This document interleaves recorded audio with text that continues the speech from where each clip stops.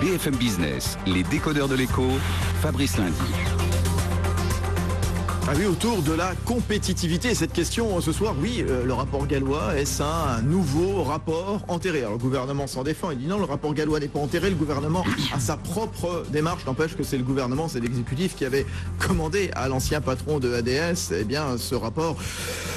On voit que le gouvernement commence à prendre largement ses distances. Oui, et le sujet, nous explique-t-on, ce n'est pas l'ensemble des entreprises françaises, mais celles qui sont dans la compétition internationale et pour qui il y a des mesures à prendre, y compris des mesures qui peuvent porter sur le coût du travail.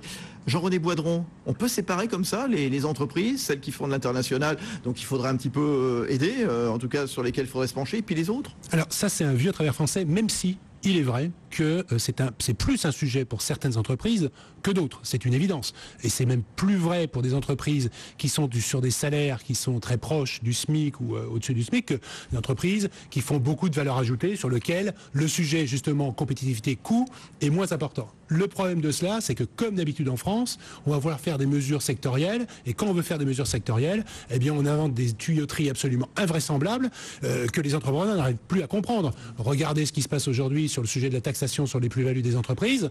On veut sauver la face, on veut dire ben non, finalement c'était la spéculation qu'on voulait aller chercher. Alors pour aller chercher la spéculation, c'est-à-dire les quelques cas de multiples cas, on vous invente encore une fois une tuyauterie que plus personne n'arrive de l'environnement fiscal réglementaire, n'arrive à saisir. Mais il est vrai cependant quand on parle de coût du travail que la France, comme tous les autres pays européens depuis 15 ans, a utilisé l'arme de la baisse du coût du travail sur les bas salaires. Et Dieu merci qu'elle l'ait fait. Sinon, c'était encore des centaines de milliers d'emplois qui quittaient la France. Donc, on comprend que l'on veuille cibler quand même cette mesure plus sur les salaires qui sont X fois le SMIC. Reste à déterminer le X. Je pense que dans le cadre du rapport Gallois, on parlait quand même d'un X qui était relativement élevé puisqu'on allait jusqu'à 3 ou 3 fois et demi sur le SMIC. Mais en tout cas, on peut comprendre qu'on veuille plus cibler ces emplois-là qui sont pas forcément ceux qui sont dans la concurrence internationale, mais on sait que ceux-là, particulièrement dans la concurrence internationale, eh bien, ils sont tout simplement, absolument liquidés par un tsunami qui arrive avec ces 2 milliards d'individus qui, depuis 15 ans, et c'est bien là le fond du problème, on oublie très souvent le fond du sujet, c'est qu'il y a 2 milliards d'individus qui, depuis 15 ans, 20 ans, veulent rentrer, veulent s'inviter à la table de l'économie de marché et qui font qu'il y avait des pans entiers de l'activité qui, hier, pouvaient être concurrentielles et compétitives en France et qui ne le sont plus. Marie-Laure est à Boulogne, dans le département des Hauts-de-Seine. On voit, on entend des ministres qui tentent de s'expliquer, de justifier par tous les moyens qu'ils ne veulent pas toucher au coût du travail, mais ça paraît pourtant l'évidence. Oui, on revient sur les raisons. Pourquoi le gouvernement ferme la porte? C'est de la prudence, c'est la peur de la rue, Emmanuel Le Chiffre. Juste parce qu'il n'y a pas pire sourd que celui qui ne veut pas entendre. Ouais. Quand vous demandez quand même à Louis Gallois, dont personne ne peut dire qu'il n'a pas d'expérience de grand patron. Ah non, on va juste rappeler dont personne, la SNCF, l'aérospatial, EADS, dont personne ne peut dire aussi qu'il n'est pas à gauche. C'est un patron qui est un patron convaincu, qui est vraiment d'une intégrité d'homme de gauche, etc.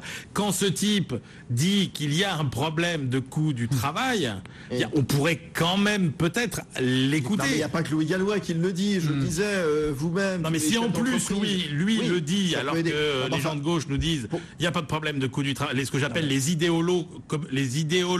Ah merde, je vais pas y arriver. C'est pas grave, Emmanuel. Bon, retrouvez. Non mais les ministres, ils sont pas aveugles. Les idéolonomistes. Les idéolonomistes. Les idéologues économistes. D'accord. Mais les ministres, ils sont pas aveugles. Ils écoutent la radio, ils regardent la télé, ils voient ce qui se passe, ils écoutent. Bien sûr que je pense, Fabrice, effectivement, qu'il y a, comme nous tous, d'ailleurs, qu'il n'y a pas de sujet. Ils comprennent les sujets. Vous en avez un breton qui est au gouvernement. Bien sûr, pas de problème. Ils comprennent tous les sujets, ils sont capables même une autre, Maryse Lebranchu. Ils comprennent les sujets, ils sont capables d'y réfléchir et ils ont la même vision que nous sur ce qu'il faut faire. Simplement, je pense qu'ils sont animés aujourd'hui, ce qui n'est pas sans doute la bonne expression, par la peur de la rue. Effectivement, ils ont peur que n'importe quelle mesure puisse demain venir bousculer ce qu'ils ont, leur pouvoir établi. Et moi, ce que je vois surtout arriver, c'est qu'effectivement, Louis Gallois, le casting était bien fait, parce que quelque part, a priori, il avait tout ce qu'il fallait pour arriver aux conclusions que le gouvernement pouvait attendre. Le manque de bol, il aurait fallu briefer davantage en amont. C'est tout ce que je voudrais dire. Pour moi, c'est très grave. Bien qu'il intègre. Exactement. Mais c'est grave à double titre.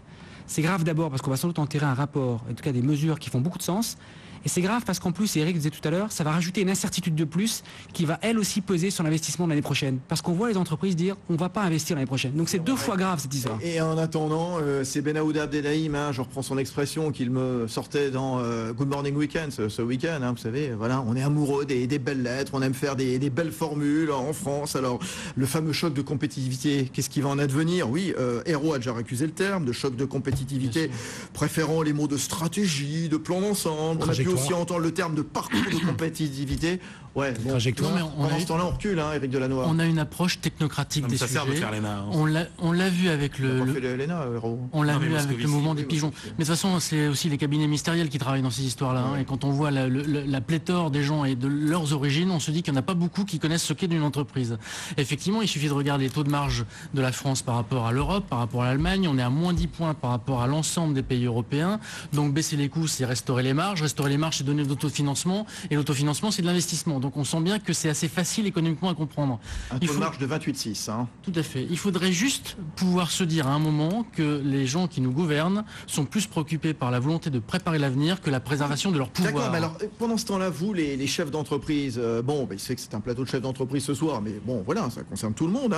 Vous êtes condamné à vivoter en quelque sorte? Les industriels, vous allez devoir, ou le chef d'entreprise, vous allez devoir vous débrouiller seul finalement face à un gouvernement actuel ou ancien, je veux dire, c'est pareil, c'est pas une question de droite et gauche. Alors, moi je veux dire à titre personnel, et c'est probablement vrai également pour Eric, on n'est peut-être pas les mieux placés justement pour hurler notre haine, si je puis dire, ou notre désespoir sur le sujet. Pourquoi? Parce que autant Eric, moi-même, on est sur justement des activités, si vous voulez, grosso modo, il ne faut pas nous parler d'innovation, on est complètement dedans. Donc évidemment, on s'en sort à cause justement de cette capacité d'innovation, de valeur ajoutée, client, etc. Et depuis 15 ans, moi j'ai créé ma première entreprise en 97, j'ai toujours été dans des secteurs de facto innovants, le monde de l'Internet, etc. Sauf que il n'y a pas que l'innovation, enfin, il y a des pans entiers de domaines de l'activité, alors même si après on veut discuter de ce qu'est l'innovation, c'est pas simplement la technologie, c'est aussi autre chose, mais il y a des pans entiers de l'activité dans lesquels il ne faut pas forcément aller chercher l'innovation. Et c'est pour ça que dans ce débat, quelque chose me gêne beaucoup, c'est que on est toujours en train de parler de la compétitivité hors coût, etc. Bien sûr qu'il faut toujours être innovant. Je veux dire, tous les jours, on sait qu'on doit l'être. Et d'ailleurs, l'innovation qu'on avait il y a 5 ans, c'est plus d'innovation aujourd'hui. Il faut encore en trouver. Mais on ne va pas créer une économie qu'avec de l'innovation. Regardez, je prends même dans d'autres pays que la France. Regardez l'Allemagne. Il y a 5 ans, tous les leaders dans le monde du solaire qui vous faisaient les plaques solaires étaient allemands. Aujourd'hui, il y a une dizaine d'années, ils ont tous déposé leur bilan. Donc, il y a également, je veux dire, vraiment une réflexion profonde à avoir sur le sujet qui est le sujet des marges des entreprises. Et là, on est au creux du sujet, enfin dans le cœur du sujet sur lequel personne ne trouve la bonne solution. Oui, et personne, ni à droite ni à gauche, parce que finalement, c'est au-delà, je pense, des clivages politiques. Oui. Alors peut-être cela s'est-il aggravé, je ne sais pas, depuis 6 mois. Réaction de Jean-François Copé, donc qui est en pleine campagne pour la présence de l'UMP. Que disait-il ce week-end après avoir nié l'enjeu de la compétitivité pendant la campagne, après avoir mené une politique anti-compétitivité pendant 5 mois, en multipliant les décisions à contresens, ajoutant de la crise à la crise, François Hollande se retrouve pris à son propre piège. Voilà ce que déclare Jean-François Copé. En même temps, Emmanuel Le Chip, j'ai juste une question comme ça. Qu'est-ce qu'on a fait depuis 10 ans pour améliorer la compétitivité? 10 ans, c'est-à-dire gauche et beaucoup droite. Grosso modo, la rupture de tendance, elle se situe à la fin des années 90. Si on prend tous les indicateurs, c'est à partir de là que se fait le décrochage et il est brutal. Au point qu'on peut parler de... C'est un Waterloo, ce qu'on est en train de vivre. Voilà. Et la seule mesure qu'on a eue, moi j'en vois qu'une comme ça, phare, qui a été la vraie mesure qui a essayé de rompre ce cercle vicieux, entreprises pas assez rentables, qui font pas assez de marge, qui innovent pas assez, et donc qui n'ont pas assez de produits haut de gamme, etc. C'est le crédit d'impôt recherche, grosso modo, parce que quand vous regardez nos coûts salariaux, ils continuent à augmenter. On est le seul pays d'Europe occidentale dans lequel ils continuent à augmenter. La dépense publique, je n'en parle même pas, évidemment. Chantier totalement laissé ouvert jusqu'à maintenant, voilà.